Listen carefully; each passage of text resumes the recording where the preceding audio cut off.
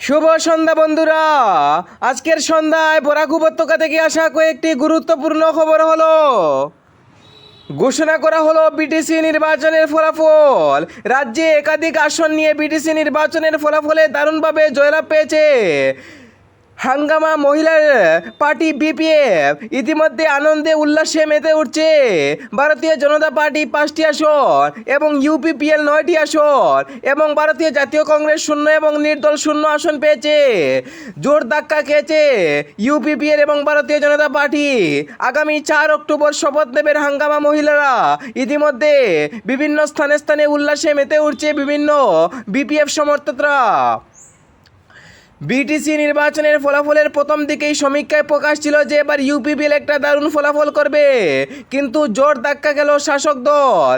জোর ধাক্কা খেয়ে এবার বিটিসি দখল করল বিপিএফ। রাজ্যের একাধিক স্থানে উল্লাসে মেতে উঠছে বিপিএফ সমর্থকরা।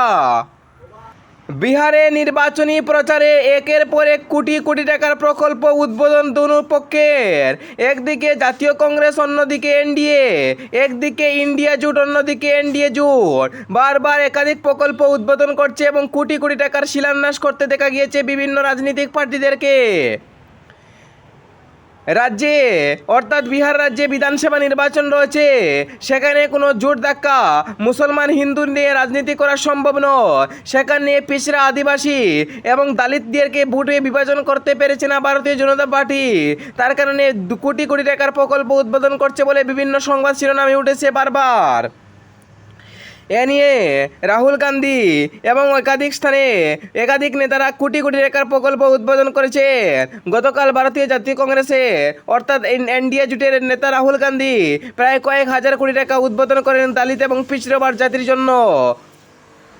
আজ থেকে শুরু হলো জুবিন গার্গের অকাল মৃত্যুর তদন্ত। ইতিমধ্যে বিভিন্ন জনকে গ্রেফতারের জন্য বিভিন্ন এসআইটি গঠন করে তাদেরকে শুনানি জারি করে দিয়েছে এবং সিঙ্গাপুর থেকে একাধিক স্থান থেকে জনগণ আসছেন এবং আসামের বিভিন্ন স্থানে স্থানে যে সকল জুবিন গার্গের সঙ্গে ছিলেন সেই সকলদেরকে শপথ জারি করেছিল। আজ তারা উপস্থিত হয়ে রয়েছেন। রাজ্যের একাধিক স্থানে জোর কদমে এই জুবিন গার্গের নিয়ে তুলপাড় লেগে পড়েছিল। ইতিমধ্যে যারা জুবিন গার্গকে হত্যা করেছেন নাকি তা তদন্তের নির্দেশ দিয়েছে এসআইটি। এসআইটি যদি ব্যর্থ হয় তাহলে সিবিআইয়ের হাতে দেওয়া হবে। ইতিমধ্যে সিবিআই এবং এসআইটি জোর কদমে কাজগুলো চালাচ্ছে এবং সামনে এই রকমের পদক্ষেপ পরিকল্পনা গ্রহণ করা হয়েছে।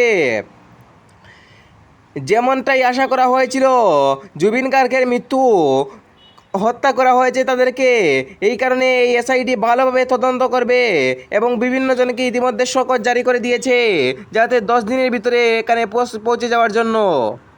আই লাভ মোহাম্মদ, আমি মোহাম্মদ মুস্তফা সাল্লাল্লাহু আলাইহি সাল্লামকে ভালোবাসি, তা নিয়ে বিতর্কের মধ্যে ফের উত্তরপ্রদেশের ইউগি রাজ্য।